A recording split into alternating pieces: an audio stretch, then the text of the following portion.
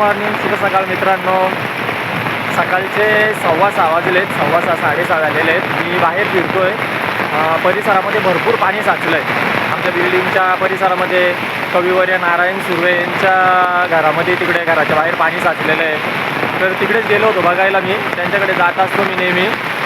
तर घरीच्या ताई आणि जे भाऊ आहेत, तर बोलो जाऊन बघू दे किती पाणी साचलं आहे काय. ते माझ्या मागे इकडे तुम्हाला बघा मागचा भाग येतो, तिकडे त्यांचं घर आहे, तिकडे जाऊन आलो मी. तुम्हाला दाखवतो पुढे मी व्हिडिओमध्ये ते. आणि इथं पाणी आता जवळजवळ मी 2-2.5 फूट पाण्यामध्ये उभा आहे.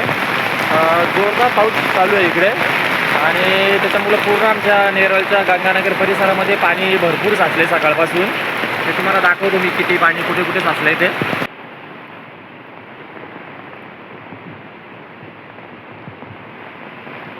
हे पद्मश्री नारायण सुर्वे यांचं घर आहे. आणि पाणी बघतोय आपण 2 फुटाच्या वरती पाणी त्यांच्या आतमध्ये. एक पायरी बुडालेली आणि दुसऱ्या पायरीपर्यंत पाणी आहे. हे बघा बिल्डिंगच्या चारी बाजूनी पाणी आहे. पुढे त्यांच्या अंगणामध्ये पण भरपूर पाणी आहे. आणि हा परिसर पूर्ण पाण्याखाली गेलेला आहे. हा बघा पुढे तो बंगला आहे, तिथे पण पाणी घुसलं आहे.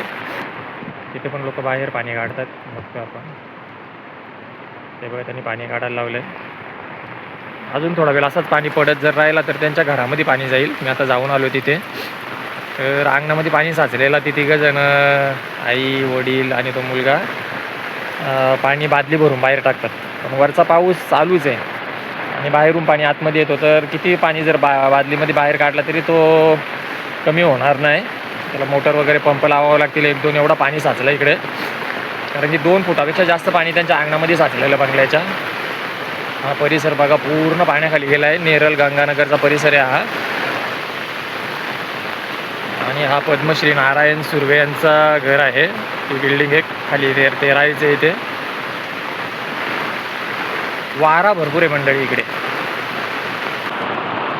हा स्टेशनला रस्ता जातो आणि इथून बघा जवळजवळ डोकाभर पाणी आहे इकडे.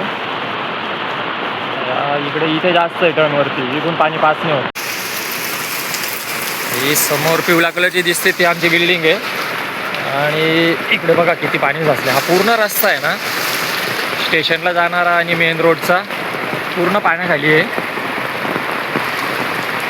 आणि काल पण असंच होतं. काल मी 6 वाजता उठलो होतो आणि आमची पिण्याची टाकी जी आहे पाण्याची, त्याच्यामध्ये पाणी जाईल म्हणून मी काय केलं की विळा घेतला. कारण की माती कडक होती. विळा घेतला आणि विळ्यामध्ये ते आंब्याचं झाड बघा खाली. इकडं वारा पण भरपूर आहे ना, नारळाची फांदी आणि नारळ पण भरपूर पडले. नारळ पण लोकांनी जमा केले, सुकलेले नारळ. तर ते पिण्याच्या टाकीमध्ये बाहेरचं पाणी गेलं असता म्हणून मी काय केलं, एक विळ्यामध्ये माती अशी छोटासा नाला काढला भरपूर लांबपर्यंत. आणि तो पाणी सर्व बाहेर काढला बिल्डिंगच्या बाहेरून मागच्या बाजूने. नाहीतर हा बाहेरचा पाणी आहे ना एवढा साचला की तो पिण्याच्या पाण्याच्या टाकीत गेला असता. त्याच्यासाठी मी 6 वाजता उठलो होतं आणि ते 6-10ला काम केलं होतं. 10-15 मिनटं काम केलं मी ते. दुपारनंतर पाणी कमी झाला होता आणि संध्याकाळी पूर्ण कमी झाला होता. रात्री पाऊस पडायला लागला ना, तो पाणी आला आहे आता. हा बघा हा गेट आतमध्ये 1 फूटभर पाणी आहे. आणि हा बघा गटार पूर्ण भरून वर आला आहे या साईडचा पण. असं चांगलं आपली गाडी बघा पाण्यामध्ये आहे ती. मग काल पण साचला होता, संध्याकाळी पूर्ण काढला होता पाणी. रात्री पाऊस पडायला लागला ना, दादांच्या बंगल्यामध्ये इथे पाणी पुन्हा साचलं आहे. मागच्या बाजूला गुडघाभर पाणी साचलेलं आहे.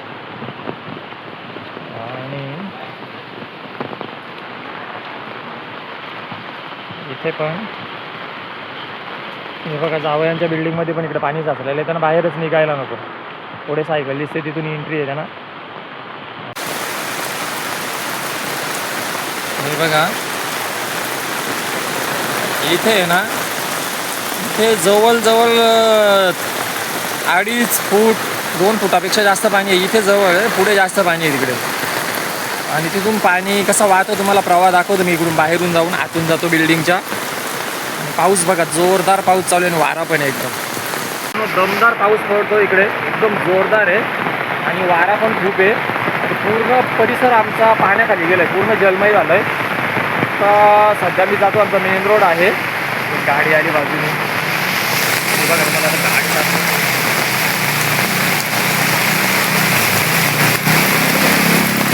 भरपूर पाणी आहे, भयंकर पाणी आहे. गाडी निघाली बरी आहे, नाहीतर बंद झाली असती तर त्याला धक्काचे काढावे लागले असते. हा बघा पावसाचा इकडे प्रेशर बघा, ही भिंत त्यांना तोडावी लागली. पॅक होतं ते बघा, किती पाणी साचले बघा. हे पाणी बाहेर निघायला ना जागा तेवढी नाही आहे, कमी जागेतून एवढं पाणी पास होत नाही. परिणामी काय होतो, परिसरामध्ये पाणी तुंबला जातो. तर याच्यामध्ये काय गटारात वगैरे जर चाक गेला ना गाडीचा, तर गाडी निघू शकत नाही. जरा माहिती असेल इथून गटार आहे, कुठे खड्डा आहे, त्यानेच गाड्या पावसातून काढणं योग्य आहे.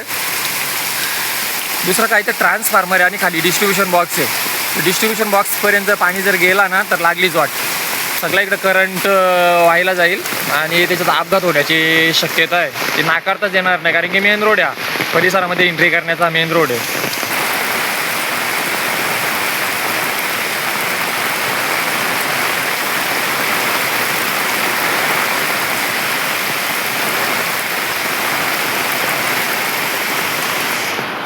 तुला भेटले का तुझे मित्र? नाही भेटले. तर हे आपण सकाळी मी आलो होतो, नारायण सुर्वेंचं घर आहे आपल्या इथे. तर पाणी सकाळी एक पायरीच्या इथे होतं बघा, आत्ता अजून एक पायरी पाणी वर चढले, वाढतच चालले पातळी पाण्याची.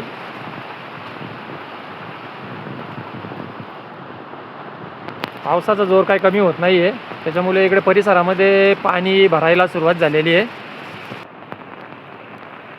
पाणी चहूकडे भरपूर पाणी झालेलं आहे बघा. मंडळी सकाळपेक्षा पाण्याचं प्रमाण आता इकडे वाढले, भरपूर पातळी वाढलेली आहे. तर मी नारायण सुर्वेंच्या घरी गेलो होतो, तर सकाळी त्यांच्या अंगणाच्या पायरीच्या खालची पायरी होती तेवढं पाणी होतं आणि आत्ता वरच्या पायरीपर्यंत पाणी गेलं आहे आणि परिसर पूर्ण पाण्याने भरलेलं आहे. भरपूर आता बिल्डिंगींच्याच खाली पाणी जाऊ शकतो. इकडे जेवढ्या बिल्डिंगी आहेत ना, प्रत्येक बिल्डिंगीमध्ये आता तीच परिस्थिती आहे की पाणी आता आतमध्ये येऊ शकतो. पाऊस जर थांबला नाही तर ही परिस्थिती पूर्ण या साईडला नेरळ पूर्वेला होऊ शकते, सगळीकडेच झाली असेल. नदीसाठी नारळ ठेवलेला आहे, तिथपर्यंत पाणी आल्यानंतर फोडायचा ना. नारळाला पाणी लागलं का मग फोडायचं, मग पाणी कमी होईल, असं आहे ते. तर मित्रांनो, आम्ही आलो आता कौशलच्या मामाच्या घराकडे. त्यांचं घर शेतावर आहे नदीकिनारी. तर तिकडे किती पाणी भरलं आहे बघण्यासाठी जावई, मी आणि नितीन आम्ही आलेलो आहे. आणि आपल्याला समोर दिसतं इकडे पाणी भरपूर भरायला सुरुवात झालेली आहे. जावयांच्या आणि नितीनच्या हातामध्ये ज्या फांद्या दिसतात त्या सांबर पानाच्या आहेत. बंगल्यासमोर झाड आहे, त्या हवेमध्ये त्याच्या फांद्या मोडल्या होत्या, तर मी यांच्या हातात दिल्या दोघांच्या पण. समोर पाणी बघा किती साचायला सुरुवात झाली बंगल्याच्या समोर.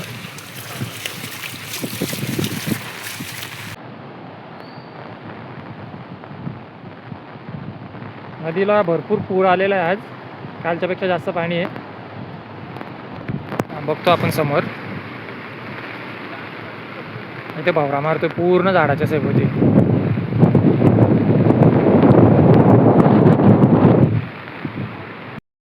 नदीवरून राऊंड मारून पुन्हा आम्ही आपल्या परिसरात आलोय आणि एवढ्या पुरात पण नेरळ ग्रामपंचायतची गाडी कचरा घ्यायला आलेली आहे. हे बघून खूप चांगलं वाटलंय मला. तर मित्रांनो, आपल्या परिसरात पाणी भरपूर साचलं होतं, तर त्यावेळेस आता पंचायत समिती सदस्य आणि जिल्हा परिषद सदस्य दोघं पण आलेले आहेत आणि सोबत ग्रामपंचायतची लोक पण आहेत. तर थोड्याच वेळामध्ये आता ते काहीतरी JCB वगैरे बोलून जो पाणी आपल्याकडे साचलेला आहे त्याला जाण्यासाठी मार्ग करतील आणि मग त्यावेळेस आपल्या परिसरामध्ये जो पाणी साचलेला आहे तो कमी होईल असं आशा आहे. आणि दुपारनंतर समुद्राला भरती येणार आहे, तर त्यावेळेस काय होईल, नदीचं पाणी पूर्ण रिटर्न येईल आणि त्यावेळेत मग पुन्हा हे नाले वगैरे जे आहेत आपल्या आजूबाजू परिसरामध्ये, तर मग त्यांचं पाणी पुन्हा तो रिटर्न येईल आणि त्यावेळेस पुराची शक्यता जास्त आहे. ही मोरी आहे छोटी, त्याच्यामुळे पाणीच जात नव्हतं त्याच्यातून. पाणी निघेल बघा फटाफट. तर मित्रांनो, JCBने आपलं काम केलं आहे, तुम्ही आपलं काम करा. व्हिडिओला लाईक करा, चॅनलला सबस्क्राईब करा. भेटू आपण लवकरच नवीन व्लॉगमध्ये. तोपर्यंत बाय बाय.